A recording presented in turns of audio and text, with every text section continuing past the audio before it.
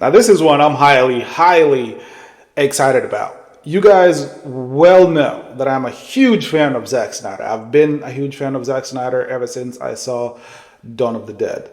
And I haven't seen any of his movies since then that I was highly negatively critical of. So I'm a huge fan of Zack Snyder. And it turns out that the UFC is a huge fan of Zack Snyder because the news coming in is that Dana White and the UFC have partnered up with Zack Snyder and to bring out a movie called Brawler.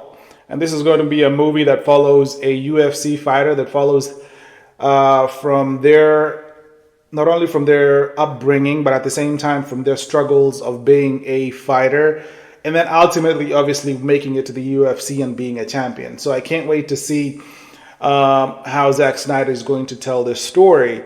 And one of the things that because if you know anything about Dana White protects his property, which is obviously the UFC. He does not let anything or anyone mess with the UFC. And from the moment he took over the UFC, I mean, this behemoth of a conglomerate has taken over the world when it comes to mixed martial arts. If you remember when he started the UFC, everything was so fractured, right? So many different entities were trying to really put out UFC content. There was no continuity. I guess there was no continuity.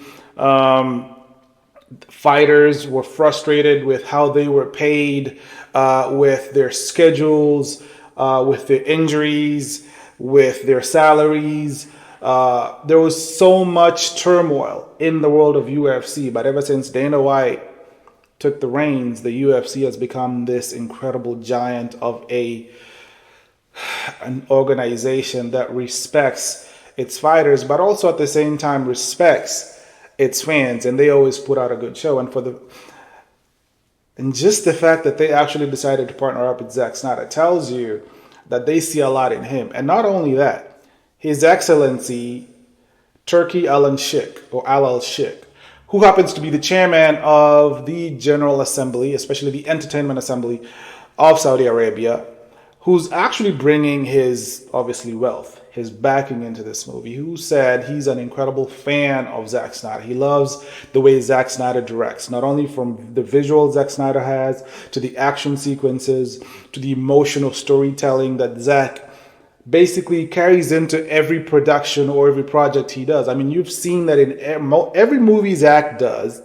He just has a way of pulling you into, making you fall in love with these characters, whether they're flawed or not, whether they're evil like a supervillain or they're a superhero. He gives you so much context about these characters. You never leave the movie going, I don't understand how he got here. I don't understand why he's struggling. I don't understand how he became a superhero. I don't understand how they won. He gives you a lot of backstory. And case in point, if you watch 300, a lot of people knew a little bit about 300, but when you watch that movie and just visually how attractive this movie is, ask people. It's one of the most favorite movies for a lot of people. But if you watch that movie, if you watch the storytelling, he pulls you in. He basically makes you understand what these fighters went through, how big a deal this fight sequence was. It's not just about the fight sequence, it's everything around it. And he ends up telling you a good story. And the fact that Dana White and His Excellency actually see something in him and they allow him, because again, they are allowing him to tell this story about this movie, The Brawler, his way. Because oftentimes, if some people don't like the way you do, maybe they like your storytelling, maybe they like your directing, they might not like every aspect of how you do things. A studio might bring you in and say, hey, we love what you do, but we just want you to do it a little differently, right? Instead of being maybe a little darker in terms of visually, how about they tend to interfere. And we saw that a lot, especially with David Ayer's Suicide Squad that came out years ago. The director did it one way, the studio made him do it a different way because in their minds, they thought it would be well received way better this way. But they've given him the reins. They've given him the reins to write it.